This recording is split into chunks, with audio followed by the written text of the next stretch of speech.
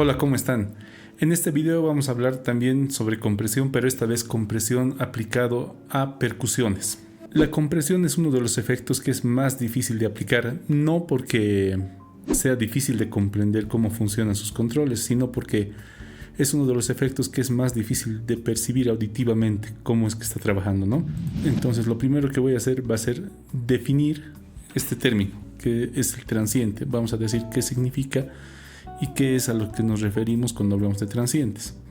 Bien, entonces una transiente no es nada más que una señal de audio que contiene una gran energía en un intervalo de tiempo bien pequeño. Entonces vamos a ver rápidamente y vamos a hacer, lo voy a comparar con una función matemática que se llama delta de Dirac. Entonces, la función delta de Dirac es una función que en la amplitud es muy grande, o sea, tiende al infinito. La duración de esta señal, de esta función, es muy corta, que podemos decir que su tiempo de duración tiende a 0. Entonces, esta señal de audio, llamada transiente, es semejante a la función delta de Dirac. No es idéntica, es semejante, se parece. Muy bien, una vez que sabemos esto, entonces vamos a decir que una de las características, una de las propiedades de una transiente es que tenga gran amplitud y que dure un intervalo corto de tiempo. Generalmente las señales percusivas tienen estas características. Bien, mucha bibliografía y tal vez han visto muchos videos por ahí recomendar que se comprima este tipo de señales con tiempos de ataque lentos. Pero también he escuchado por ahí recomendar que siempre compriman sus señales percusivas con compresores y tiempos de ataque bien rápidos. Vamos a ver entonces cuál de estas dos aseveraciones es la más acertada, ¿no? Bien, entonces, ¿qué va a pasar?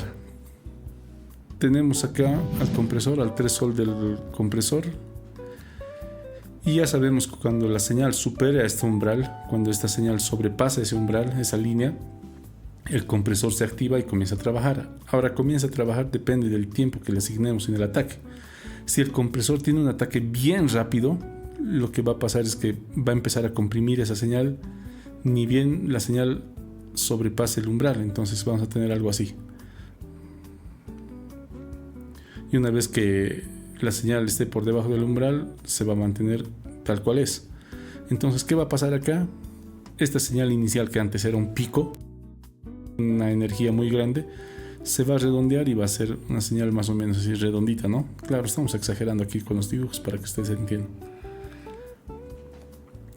Y aquí al ser la señal ya más redonda, ha perdido una de sus propiedades, ¿no? Ya no tiene una energía grande al inicio.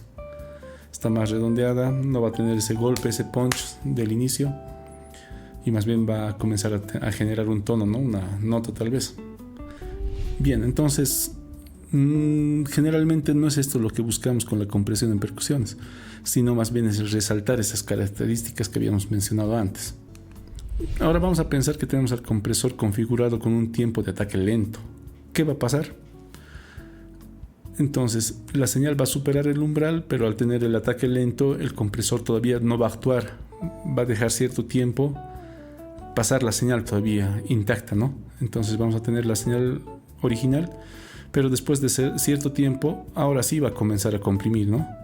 Va a comenzar a comprimir, y después de que la señal esté por debajo del umbral, va a comenzar a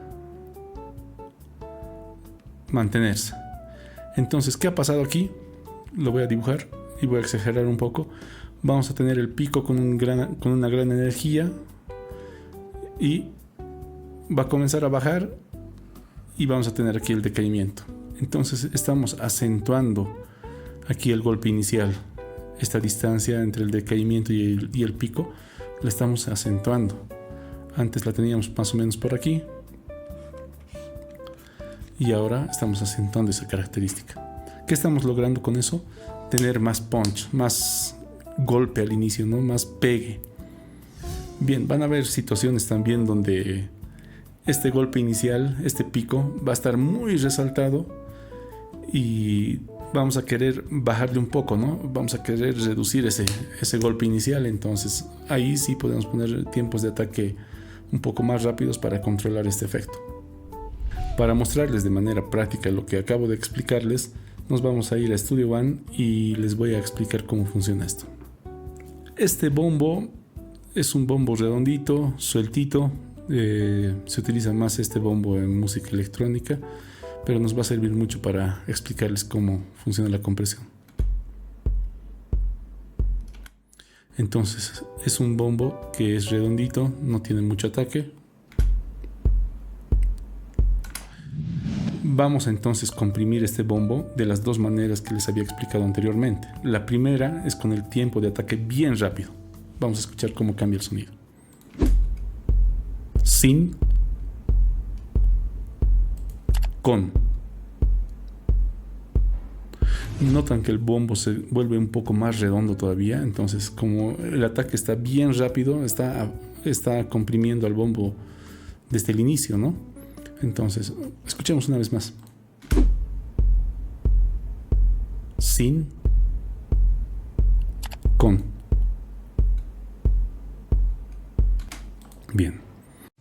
Ahora vamos a cambiar el tiempo de ataque, lo vamos a poner en un tiempo de ataque más lento y vamos a ver cómo se escucha esto.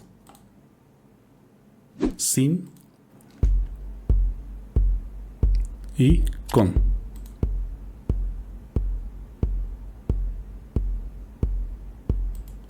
Sin y con.